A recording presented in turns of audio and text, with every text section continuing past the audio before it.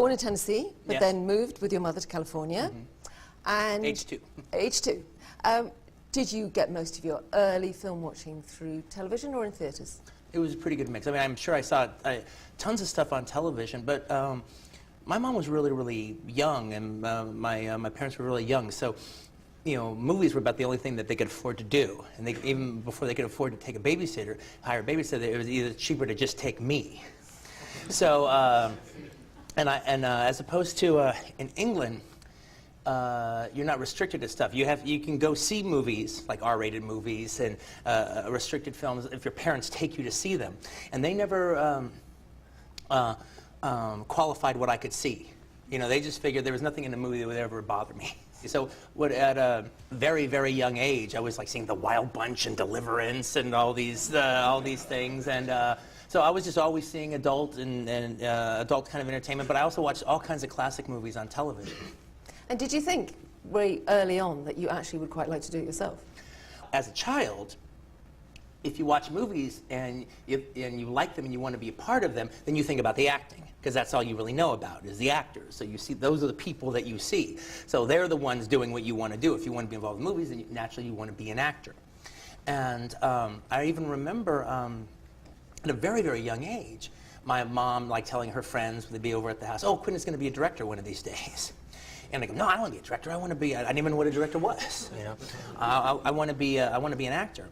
And but then pretty quickly, as a little kid, even and still as young, I started knowing who everybody was. I would go see a movie, and I was horrible in school and couldn't do anything in school. But I'd go see a movie, and I knew every actor in it. I knew the name of the director. I knew the name of the producer and the writer.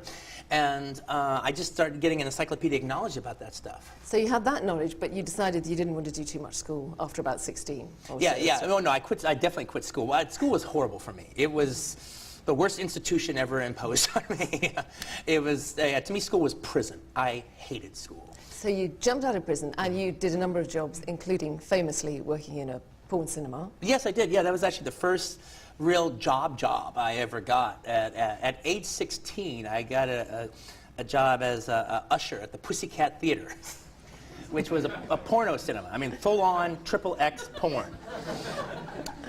But in some ways, the really important job after that was a little bit later when you went to Video Archives. Terrific, yes. The video store. Yeah, they had a fantastic collection of movies. So I had for 5 years the greatest collection of movies you could ever have, literally at my disposal to watch all the time.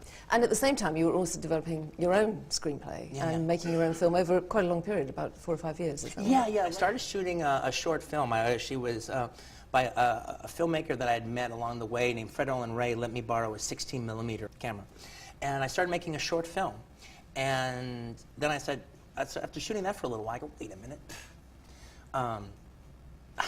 Let's make a feature. Let's just try to expand it into a feature. So so that started this process of a movie called My Best Friend's Birthday. And I proceeded to work on that movie for about 3 years. Basically financing it completely myself from a minimum wage job.